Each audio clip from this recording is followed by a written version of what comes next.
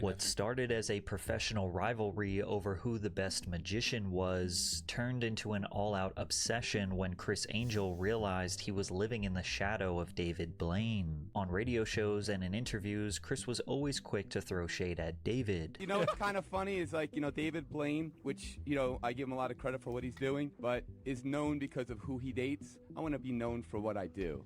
Oh. Criss even dedicated an entire television segment to mocking Blaine, using a full hair and makeup team to transform himself into his arch nemesis to sell the joke. Years of tension kept building until Criss finally decided to confront David face to face backstage, and Blaine's response was more brutal than anything Criss Angel could have imagined. David Blaine had a vision for magic that nobody else did at the time. Most magicians relied heavily on visual spectacles, big sets, elaborate props, flashy costumes, and exaggerated theatrics designed to overwhelm the audience. David did the opposite. He wore plain clothes, was emotionless in the face, and gave small, focused crowds of people magic on the street for free. Stephen Chow, a former Fox executive who was chosen to produce Mr. Blaine's special, put it this way: "He's the only magician I've seen who wasn't a geek. Blaine's approach made every trick feel personal and more real. It wasn't happening on a stage far away, it was happening right in front of your face." He famously said in 1997, "The reason for magic is to enlighten people or make them happy, or let them forget their problems for 2 minutes." David's style and his mindset were authentically humble, and it made him stand out. He walked around New York City filming himself performing tricks for regular people and tried to pitch it to television networks. ABC executives decided to take a chance on him, and it paid off. David Blaine's street magic was packed with tricks and illusions, like when Blaine twisted his hand around several times in front of a licensed doctor outside a local hospital.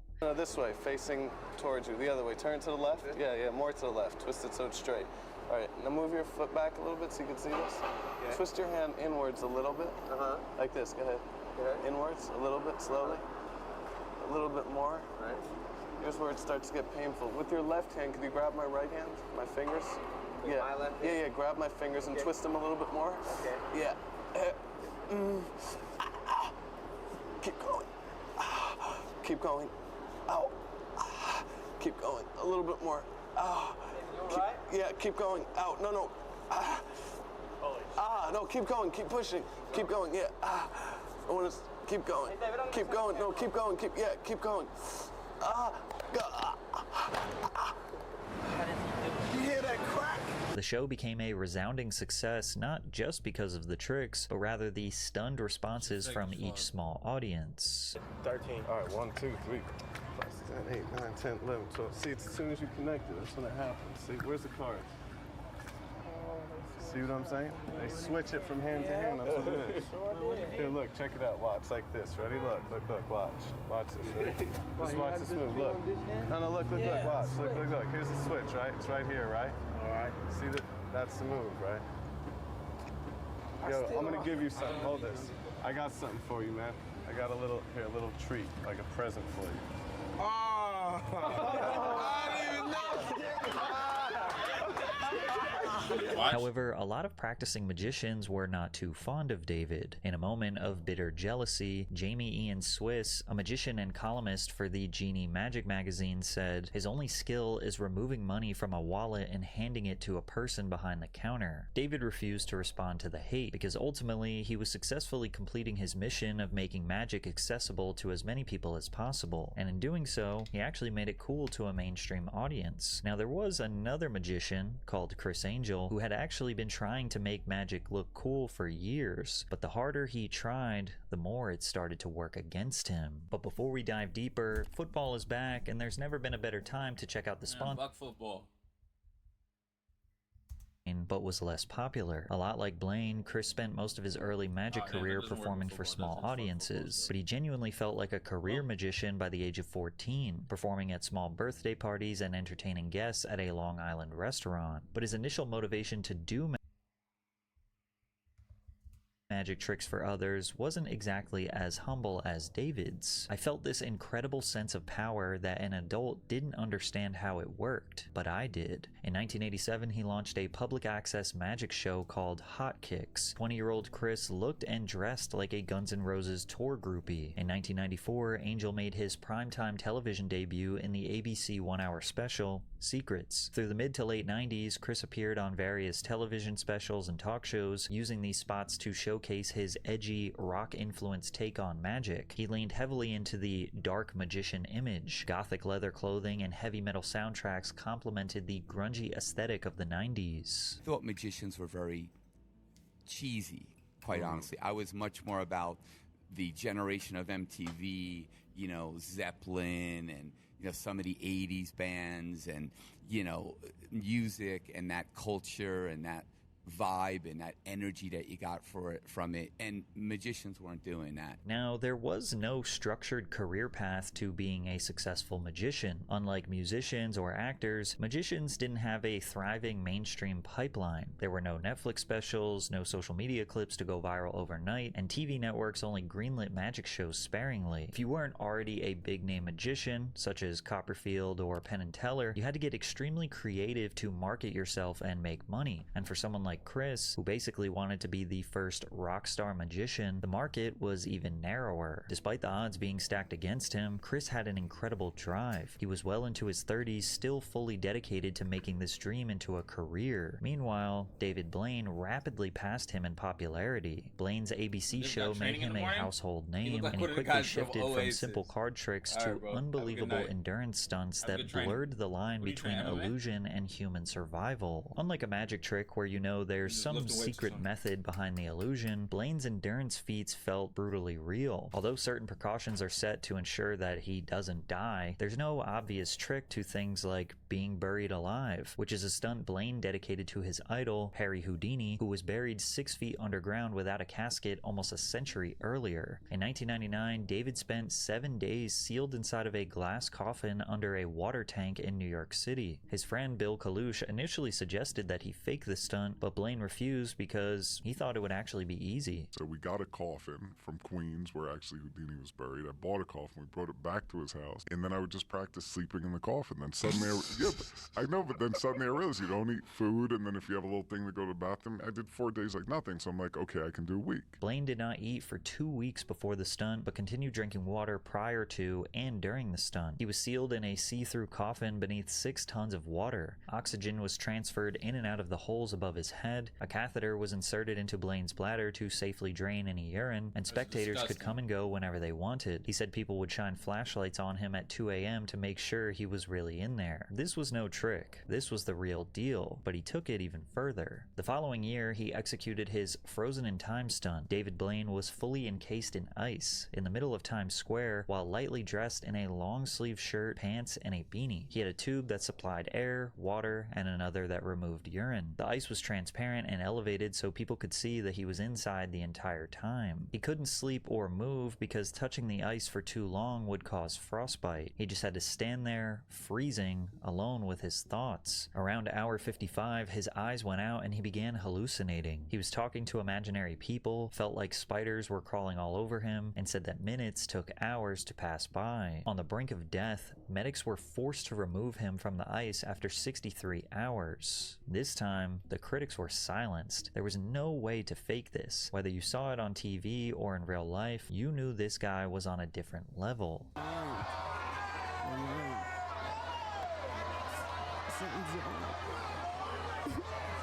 What's interesting is that almost immediately after Frozen in Time, Chris Angel performed a somewhat similar stunt. He spent 24 hours submerged in a tank of water, also in the middle of Times Square. Now at the time, Chris wasn't known for endurance feats. He was actually still promoting his theater show, Chris Angel Mind Freak, off Broadway, and reviews were not so great. Though in interviews, Angel has poo-pooed the cheesy nature of standard magic shows, his sick. disappearances, quick about changes, my and hard work like levitations it's are poo-poo. really standard Blackstone Poo-poo at the Copperfield age. stuff. A bit of a letdown considering the impressive costumes and postmodern flashiness. Chris's career was headed in the wrong direction, so is it fair to assume that he may have taken inspiration from the guy who was getting worldwide praise in the same That's not field? crazy. In 2002, Chris put himself in handcuffs and shackles, then submerged himself underwater in a cramped chamber. The entire time he breathed through an air hose and occasionally interacted with spectators through the glass. And of course, in the video edit, they had to include someone saying that David was inferior to Chris Angel. I think he's better than David Blaine, in my opinion. However, even though Chris's challenge was physically demanding, it lacked the life or death edge that Blaine's challenges carried. In his post-stunt interview, he seems entirely fine and full of excitement and energy. Then, in a moment, he is seemingly lifeless, being hauled into an ambulance. Thank you so much, everybody. Thank you, everybody, very much. New York is the greatest place in the world. New York City rocks.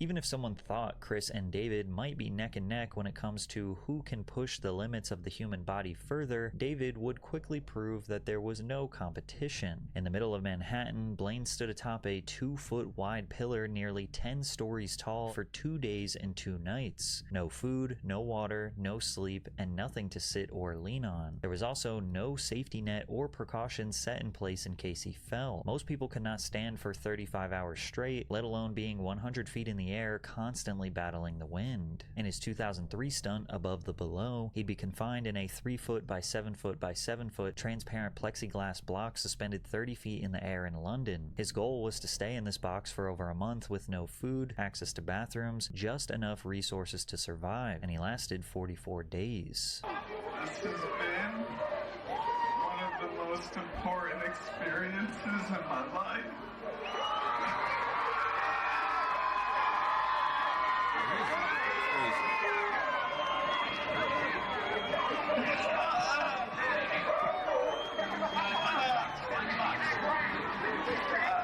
I've learned more in that little box than I have in years.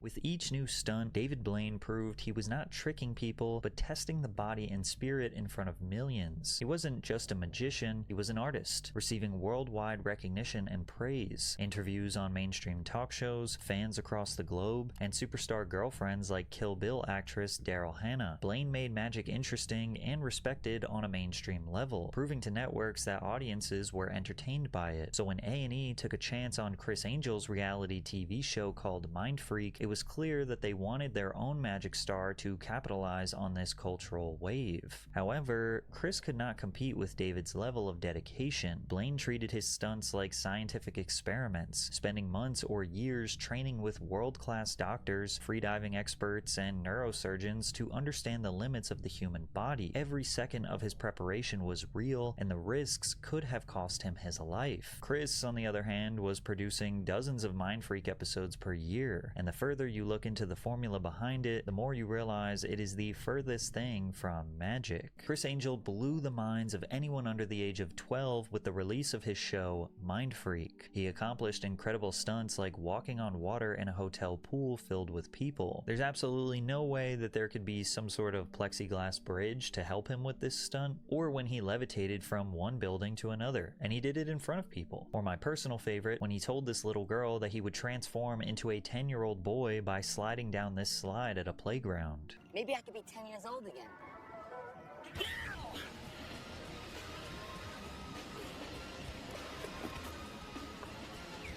How'd you do that?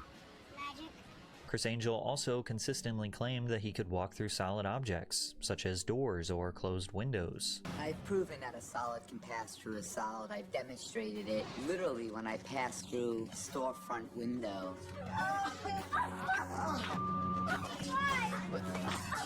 Now watch. Hit it. As I passed through a taxi cab. Go! He would tell you to look, but then cover up what you are supposed to look at in the name of magic. Him walking through a metal fence was one of the most egregious examples.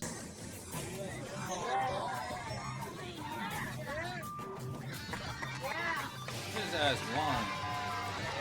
And of course, a magician is never supposed to reveal his secrets. But the problem is, magicians have an unspoken agreement with their audience. We know it's an illusion, but we also know it's possible with skill, misdirection, or ingenuity. Mind Freak didn't feature illusions you could admire or potentially recreate. It was nothing more than a product of crappy reality TV. The key components that made Mind Freak work had nothing to do with Chris Angel actually defying physics. Firstly, the show relied heavily on stooges, which is the term for paid actors pretending to be random bystanders who would gasp and scream right on cue.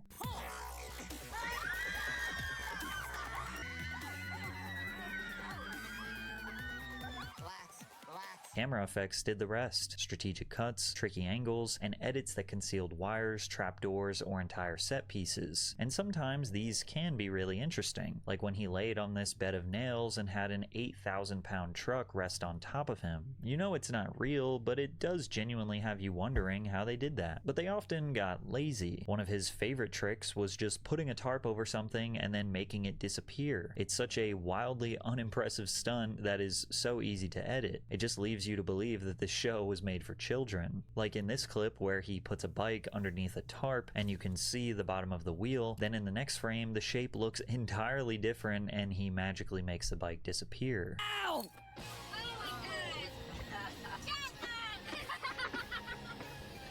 Man, there got to be something here.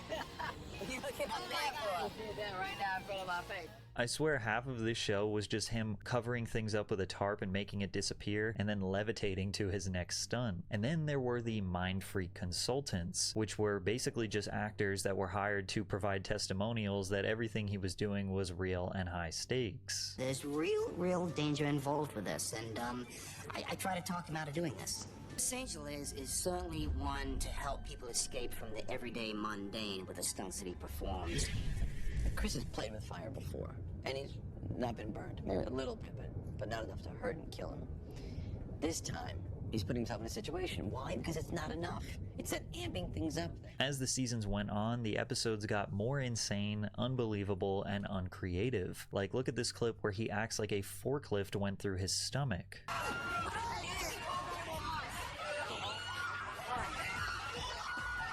Or when he cut a woman in half. Pull right now. Let's pull.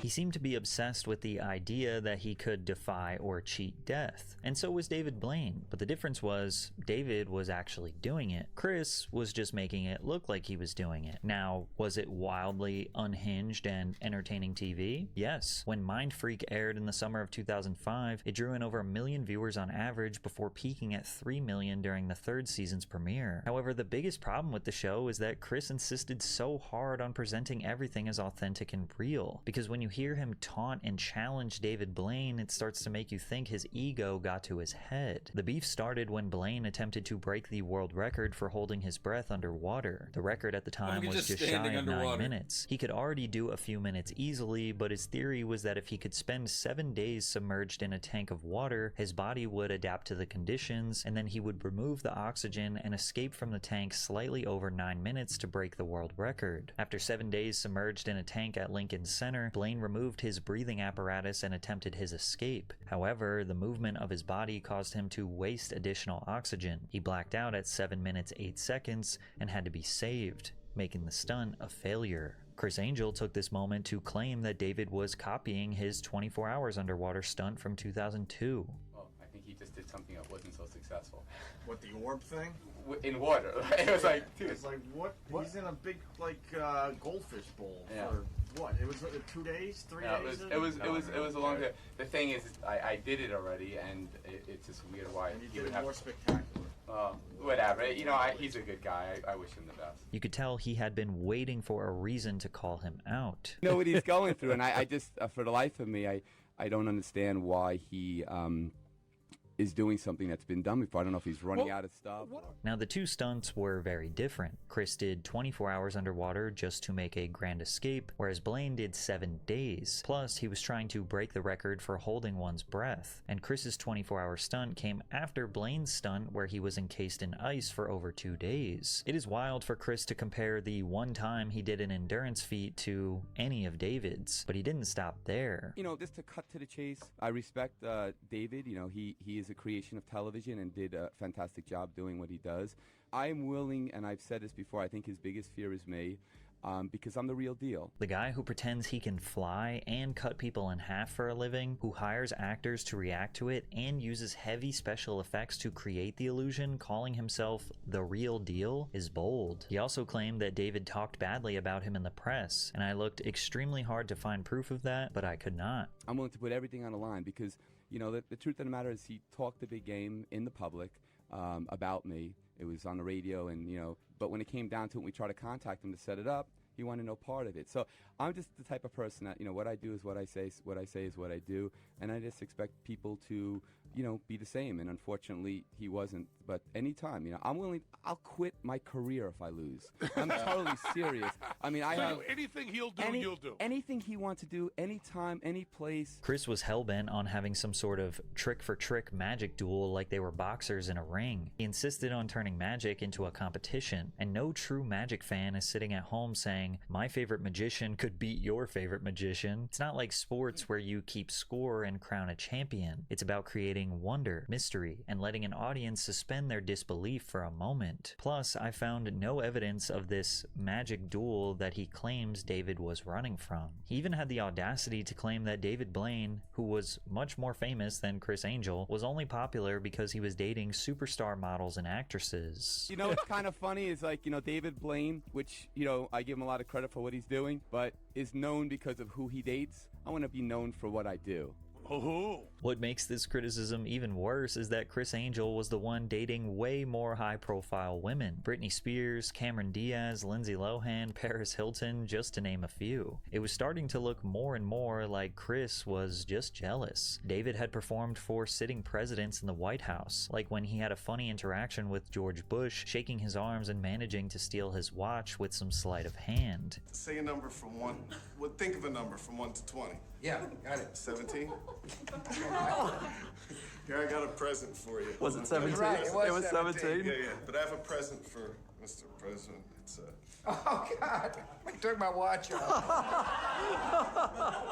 Meanwhile, Criss Angel brought in a Barack Obama impersonator and acted like it was really him. David never responded to any of Chris's criticism, but Chris was on a warpath. He was determined to send a message to Blaine, something that he would have to respond to, so he dedicated an entire segment on his show Mind Freak to making fun of David Blaine. In the episode, Chris did a full hair and makeup transformation to make him look exactly like David. Then he mimicked his stoic voice and demeanor in a way that made him seem boring and dry. I don't know if I can get off.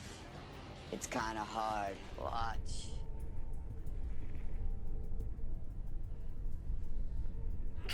Excuse me.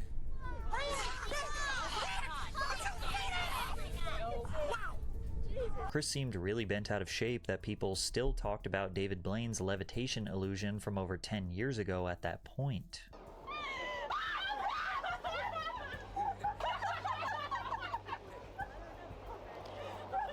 Chris is clearly upset that the only time people talk about his levitations, they mention how obviously fake they are. Are we really supposed to believe this man floated Shaquille O'Neal over a house? Like, what are we talking about here? Throughout the sketch, Chris set up multiple failed tricks to make it seem like David was terrible at the craft. A card. Don't tell me what it is. Queen of Hearts. 7 of Hearts. I want you to think of that number and concentrate on it. Okay. The number you're thinking of is 32. No. Criss Angel ended this bit by mocking David even further and claiming that his career was in shambles. 7101. 7101. That was the number I was thinking of. It's weird. I I think I have to get up for free now because I was thinking in my mind 7101. Why can't I get it for free? I'm David Blaine.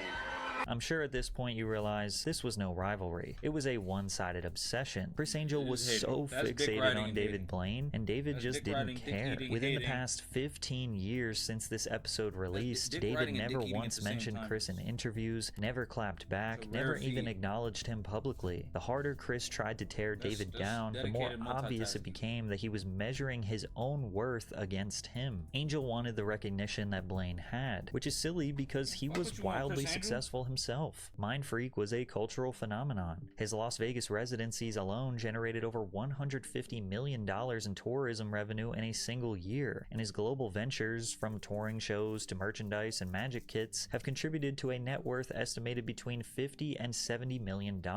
Clearly, there was plenty of room in the world for two magicians to be wildly successful, but Chris never let it go. They went in their separate directions for over a decade, both having successful TV shows, one where David does tricks like actually inserting a needle all the way through his hand, and one where Chris Angel still pretends to rip people in half. They both continued to have wildly successful Las Vegas live shows, but ultimately, after all this time, Chris Angel just could not get David Blaine out of his head. And recently, Chris would open up for the first time about his obsession on Steve-O's Wild Ride podcast, sharing that he always felt like he deserved to be on the throne. Listen, David Blaine, I give props to. He came out, did street magic, blew up before I did. Give him all the props in the world. When he was coming up, I was very aggressive because I had a dream, I had a vision in my mind, I wanted to accomplish it. Whatever David is doing, I can do it. And I'll do it side by side with him. I guarantee you that whatever he does, I'll last longer, I'll do it better, I'll do whatever. Because I was committed to give my life to beating him or anyone else. Because I had something so bad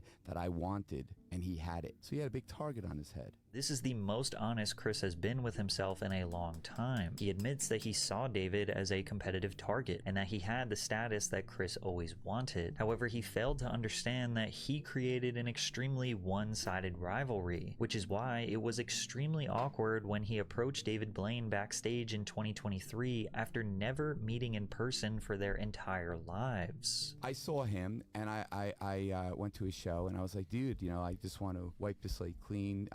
I've never met you before, so I just want to say, no hard feelings. I apologize for anything that might have offended you or anything like that. I took off. I had a beautiful, beautiful ring, 20 G's. I took it off, and I said, this is for you. And I said, let's build a friendship and stuff like that. Because I'm talking, this was in the early 2000s that this went down. And I gave it to him, and he's like, oh, I can't accept this because I'm a minimalist. And then he called his friend over and was like, hey, let's put it in a museum. You could do whatever you want with it. I'm giving it to you. And then the guy comes in. He's like, oh, okay, thank you, Chris. I was like, well, I gave it to David. Yeah. If he wants to give it to you, that's his business because it's a gift from me. And then I was like, yeah, let's do a picture. And he's like, oh, I can't do a picture with just you and me alone. And it's just bizarre, dude.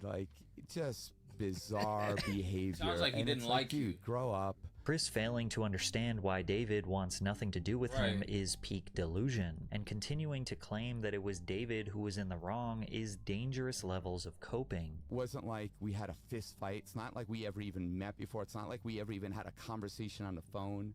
Nothing. It was just some banter in the press. You dedicated a whole episode of your show to mocking him. That is not banter.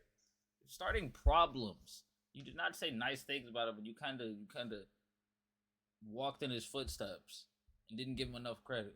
You did not humbly take that number 2 role, which you definitely were in and amounted to. I think a little ring and a half-assed apology. When motherfuckers say, I'm sorry if my actions made you feel, they're not apologizing. That is not an apology.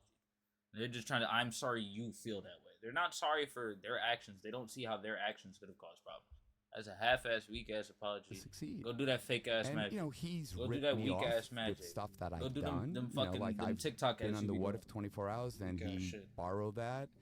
and then he Chris did Angel it K. later, which is totally cool. Like, Or God maybe it bless actually him. happened. Like, No, it's no, not a I big don't give a deal. Chris Angel always wanted David Blaine to validate him as an equal or even as a rival, but David never gave him that satisfaction. Not once did Blaine clap back in an interview, never acknowledged him in the press, Sometimes never even taking the high hinted road that is the best Chris one. was on his radar, and that silence spoke louder than anything. To David, there was no rivalry, no competition, nothing to respond to, and since Chris was incredibly successful himself, he had to sit there and justify why David wanted nothing to do with him. Oh, he must be the weird one. Oh, he is insecure about copying me, or he is afraid of facing me in a magic duel. He spent years projecting his insecurities onto someone who just didn't care. David simply went about his career, unbothered. Chris thought that once they finally met in real life after over 20 years, he will get the response he wanted, and better yet, he could be seen as the better person for squashing the beef. But instead of finally getting closure, he was met with the same thing he'd always gotten from David Blaine: nothing. And nothing stings more than realizing your greatest rival never even saw you as one. Man.